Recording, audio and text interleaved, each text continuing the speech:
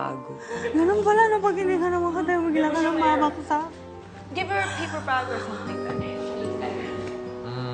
Grabe, matindi ang mga kaganapan. Okay, bago natin kunin ang panig ni Pinsan Queen, ay kausap na naman natin via Skype si Mommy Shirley ni Tommy. Hi, Mommy Shirley again.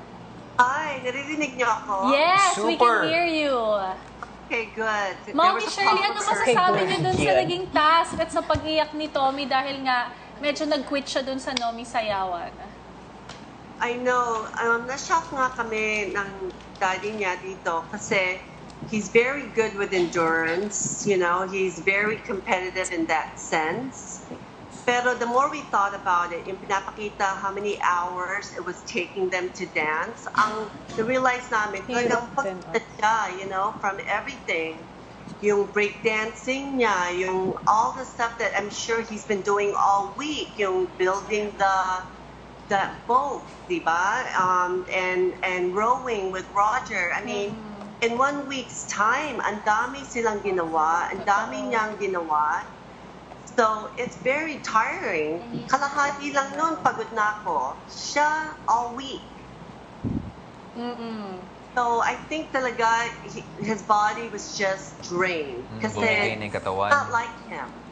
Yes. Oh, Mommy, susunod ko na din na tanong, what did you think of Tommy's dance number with Miho? Ang talaga namang pinag-usapan na very hot, nakakakilig na dance number nilang dalawa nung concert last week.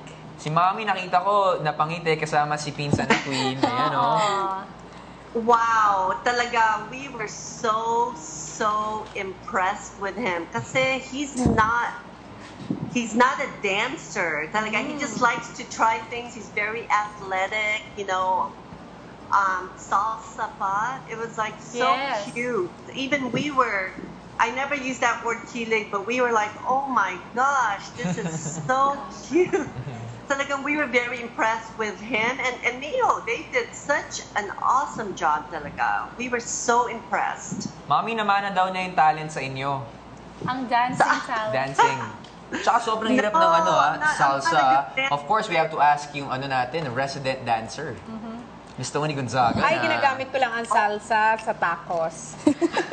At sa dip. Mami, what can you say about dun sa namumuong pagtitingina ni Miho and Tommy? Are you for that? Anong namumuho? What does that mean? What Brewing can you say about- romance. Brewing, yes. The feelings of your son towards Miho. Do you approve that? Ay, nanigas Mommy, na lang please si move. Nanigas na si Mami. Mommy. Parang it's a clear sign na parang okay. Attention. Maninigas May na. tension. Ayun na. May tension doon sa sagot niya. Okay, sorry that break up kayo ng konti eh. Ay, sorry Pero, po. what I can say about how Tommy is, in fact, we went out to dinner last night, Eric and I, the kids, and our daughter Jessica. And she watches it too online like we do. And the first thing Jessica said nung umupo kami sa dinner was, wow, Mom, that is exactly Tommy in that house when we lived together in one house together. Everything he's doing in there is so natural to him. It's so true to who he is.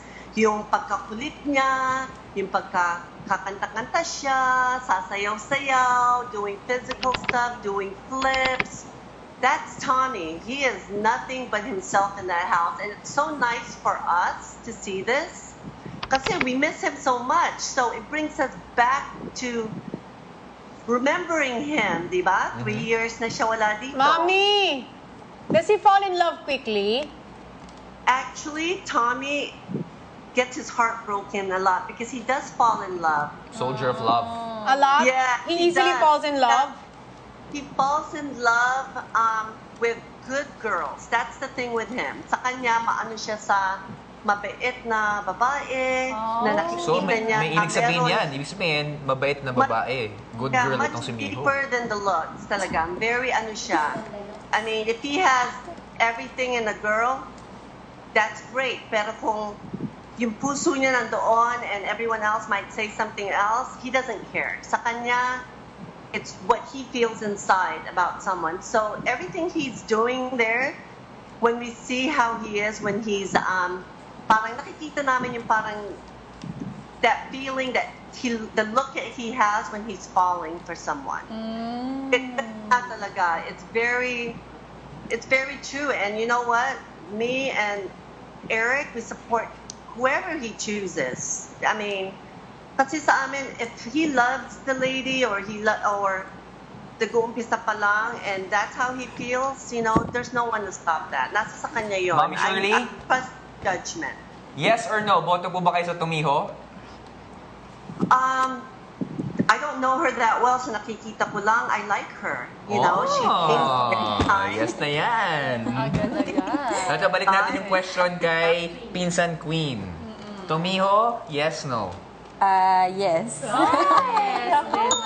Bago natin himayin ang mga feelings nila Mami Shirley at Queen tungkol dito. Meron isang espesyal na handog ang PBB team dahil nga ang daming talagang nakatutok dito sa kwento ni na Tommy at Miho. At nagkataon na yung kantang nilapat natin dyan ay kantang ginawa ng ating teen housemate na si Bailey. DJ Falcon, Kaya, hindi si Sorry. Falcon, na si Bailey May. Kaya naman, eto, titingnan natin ng isang special music video para sa lahat ng mga Tomiho fans. First time sa online.